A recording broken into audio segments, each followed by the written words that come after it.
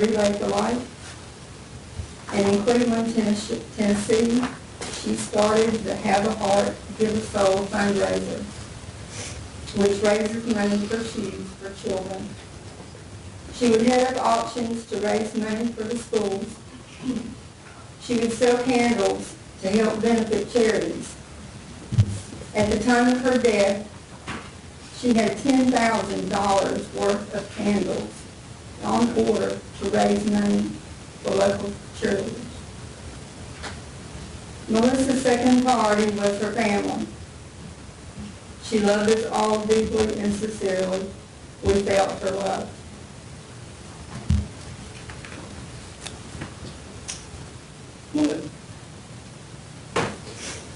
Melissa was a daughter, granddaughter, sister, cousin, aunt, and friend, but most of all, she was a mother to Noah and Hannah.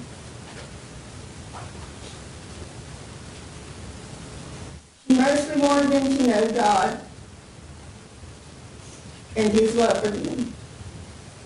She taught them to respect others and always made their education a priority.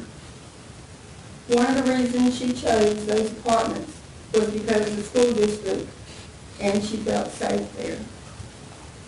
But now I see no place is really safe anymore. The last 2 years of my life have been the hardest. Melissa was my only daughter, and we were extremely close. Not many days went by that we did not talk, text, or email. We made a point to get together at least every couple months, even though she lived 10 hours away. In the summer, we were together numerous times, and Noah and Hannah would come spend a couple weeks with us. Many times we would meet at a hotel halfway just to be together. At Christmas, she would stay for 2 weeks visiting us and her family in Elizabeth Town. She would literally use all of her 6 weeks of vacation each year just to be with family. We were always planning our next visit. It was important to Melissa for Noah and Hannah to know the loving family she had grown up with. We now see them 1 week in the summer, a few hours at Christmas, and whenever we can make a trip to Tennessee. But we have many great memories that you cannot take away. We went on many vacations together. SeaWorld, Disney World, Gatlinburg and Dollywood numerous times. Trips to Chicago and Pennsylvania to visit family, to the Jersey Shore, bike riding on the Virginia Creeper Trail, camping in the mountains, snow skiing, and many trips to the beach. One of our last few visits together was in Winston-Salem, where Melissa interviewed for her Raleigh position with First Tennessee Bank. On the night of May 13, 2013, the day after Mother's Day,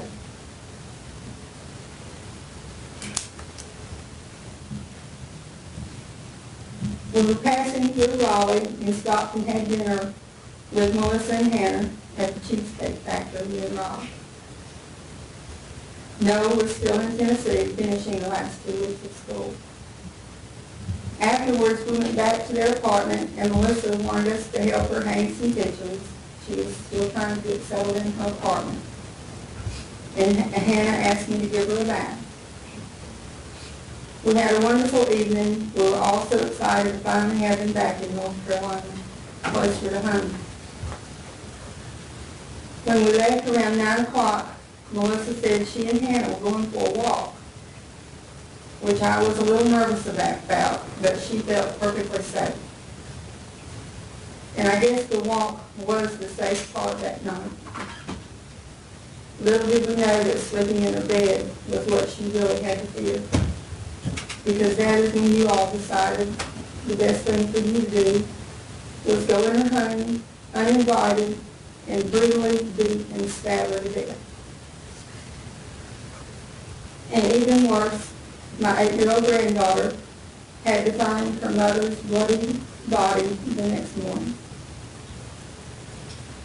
You took away my daughter and my grandchildren's mother, but you cannot take away the many wonderful memories we all have of our Melissa. My heart aches mostly knowing how much Melissa loved your children, that she can't be here to raise them, and that they have to grow up without their mother's love. Melissa loved babies more than anyone I know on the face of this earth, and she passed on that gift of love to her children. I will never forget Hannah's words at 8 years old as we pulled up to the graveside after her mother's funeral. She looked up at me and said, "Mama will never get to see my babies." My hope for you is that you come to know our Lord and ask for forgiveness, because I want one day for you to come face to face with our Melissa and tell her how sorry you are for what you did to her and her family. If you do, I know she will forgive you, because that is who Melissa was.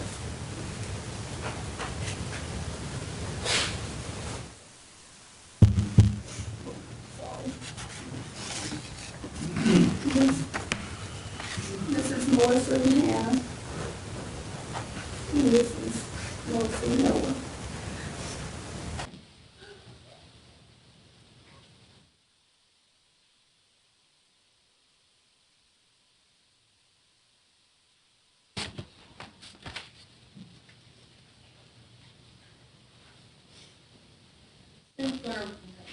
I'm Steve Wallace. I'm Melissa's stepfather.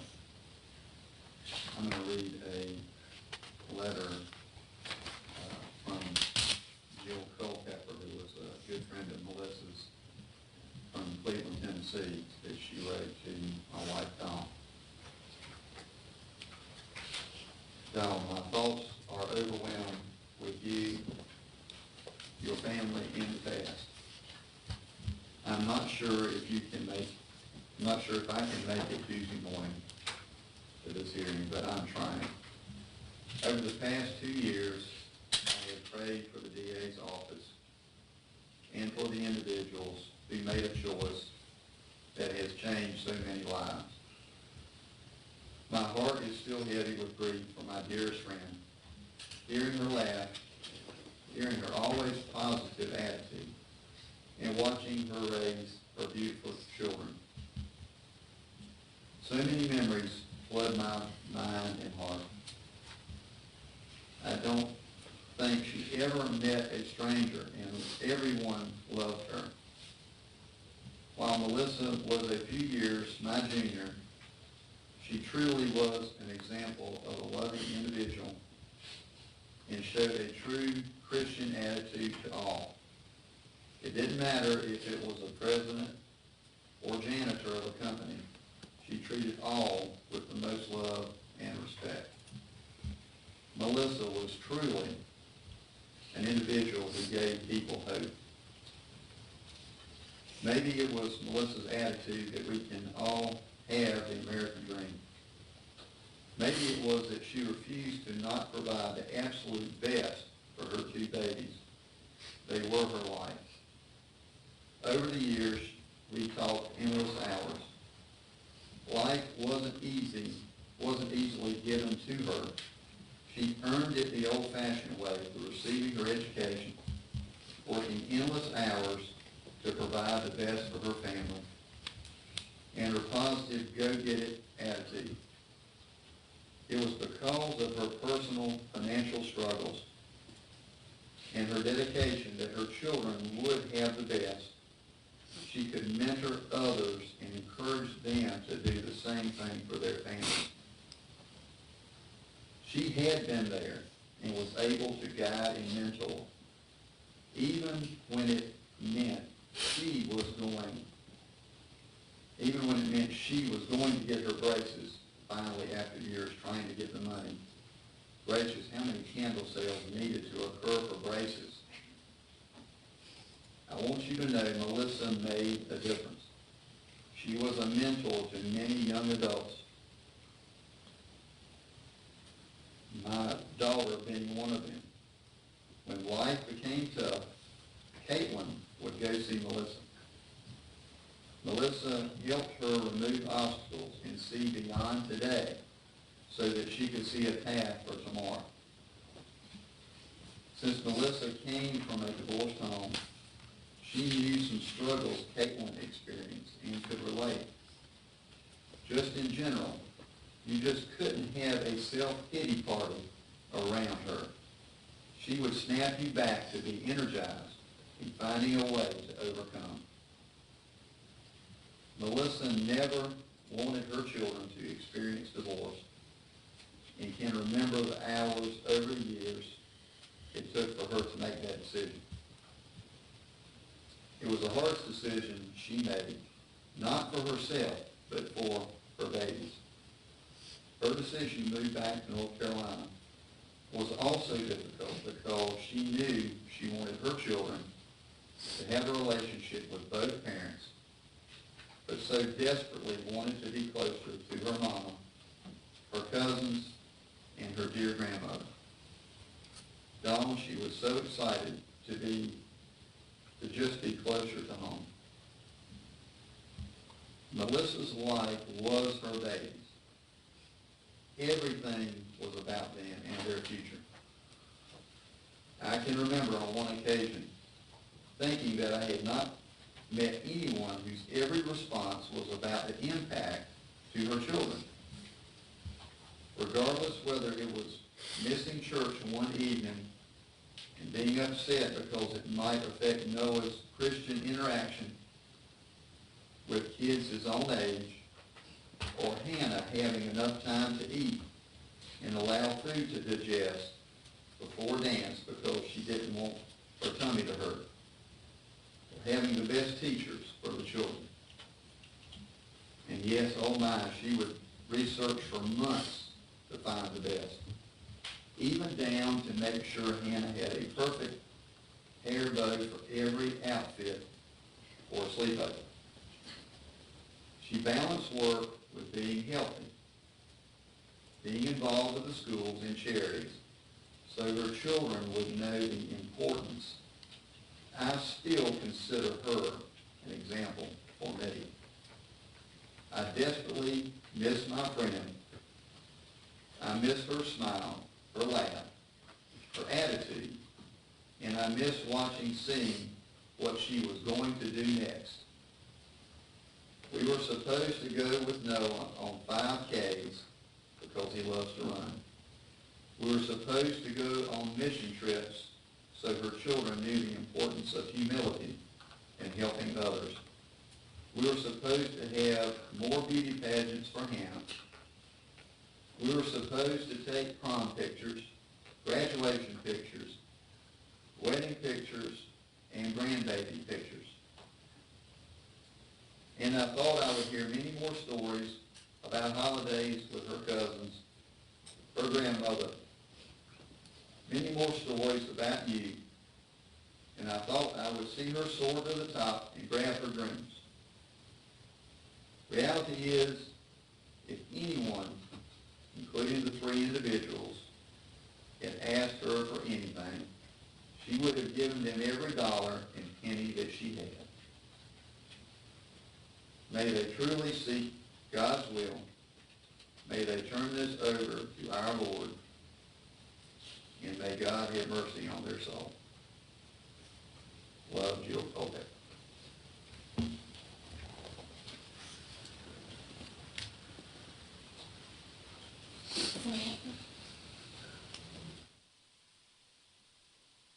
The next 2 folks are Barbara and Kenneth Huggins, Melissa's father and son.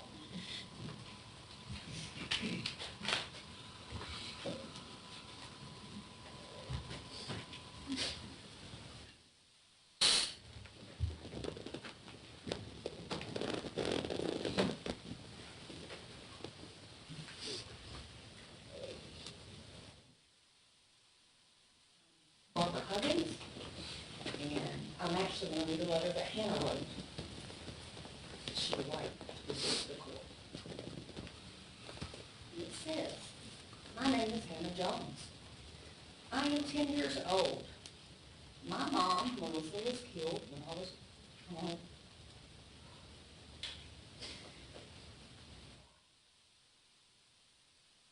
when I had just turned 8 years.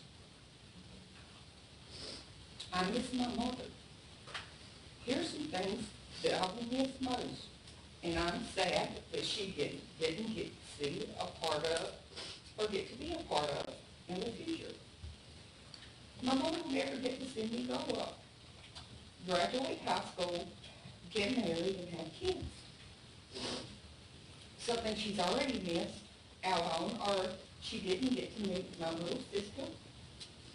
She has missed 2 of my birthdays, me showing and riding mules, playing basketball, and me getting saved by our Lord and Savior, Jesus Christ. I would like to say what I think about bad people who murdered my mom.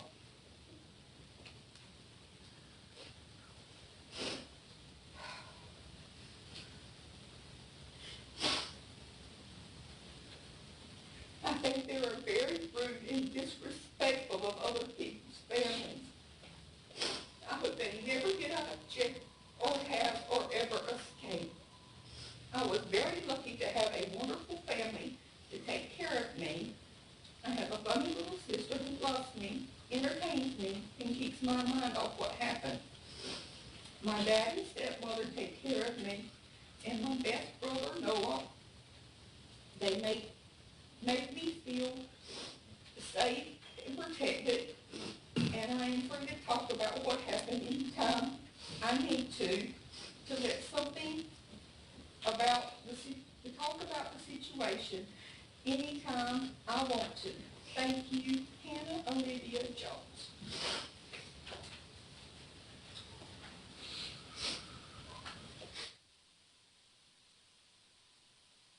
I approach with the Savior Christ, that they also love him.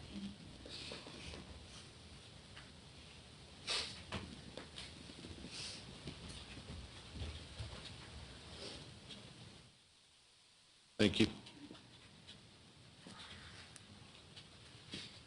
I'm Kenneth Huggins, Melissa's father. I've said for 36 years now that I never knew how much my parents loved me until I had a child of my own. The love of a child is different than other loves because the child is a part of your body. The loss of Melissa, my beautiful, precious daughter, has damaged my heart, and I'll never be the same again. I now live with emptiness and hunger in my stomach that food can't satisfy. I live with resentment, not being able to get an eye for an eye. I live also with hatred. Hatred for someone without regard for a fellow human being that took the life of a good Christian daughter, mother, cousin, aunt, and friend. Melissa was a person who had pride in herself, her children, and her family. She was a professional at work and very successful. She was a perfectionist in everything she did or took part in. For example, the charity fundraiser for her best friend who died of cancer.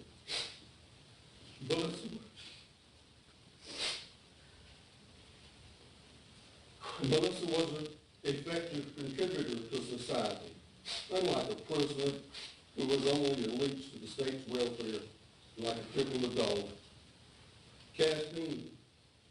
costing the state's taxpayers nearly $100,000 a year to keep them in prison. I could write forever trying to tell you what we missed from Melissa being taken away at such an early age, or what Melissa has or will miss by not seeing her children grow up. For example, watching Hannah take a soccer ball from an opponent, dribbling down the field and scoring the winning point. in the state championship, or watching Noah play football for the University of Tennessee, like his great uncles had. We don't know what will be missed from our loss because we can't see into the future. But whatever we miss is unfair and was totally uncalled for. In the past, I knew my road to heaven was paved because of God's promise. He gave us commandments: thou shalt not kill, thou shalt not steal, and love thy neighbor. Well, I have a problem with a couple of these now myself. But I guess they're sins, and God knows we're all sinners. And hopefully I'll continue to ask for forgiveness. And one day I'll have the privilege of holding my daughter again and hugging my father. There's nothing that this court or anyone else can do to justify what's been taken from me or her family. This life sentence is in no way a justification for what we have lost. Execution of the defendant would not bring back our daughter, but the satisfaction of knowing that it will remain in prison, away out of our society where the law-abiding citizens live, and never have the opportunity to take another innocent victim's life. It's all it can expect this court to report. There are 2 more defendants associated with this case. The death penalty is still available in North Carolina. I'm not satisfied with keeping a prisoner alive for the rest of his life. Although Ronald Anthony has chosen the coward's way out, I'm still looking for Trayvon's death sentence and Sarah's life sentence for the part they played in this role, because that's what they deserve. Thank you.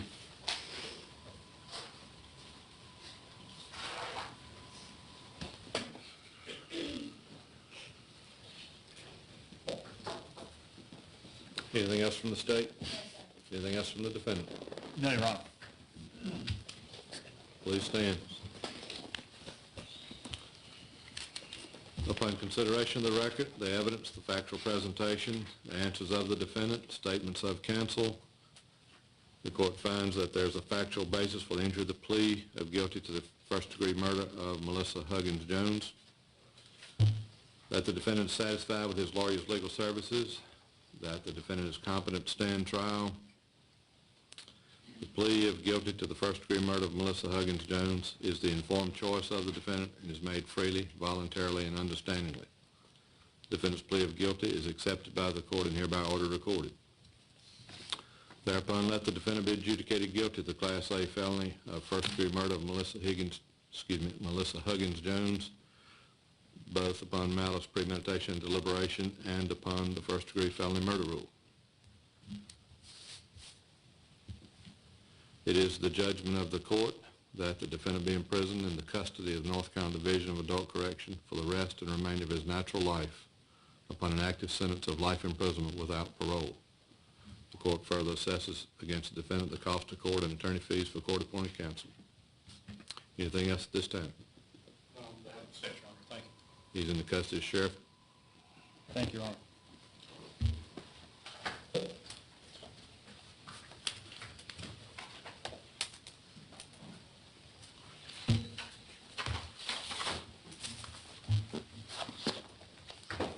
Court will be in recess for 15 minutes until 11:20. We'll stand at recess for 15 minutes. Would you all like these photographs back?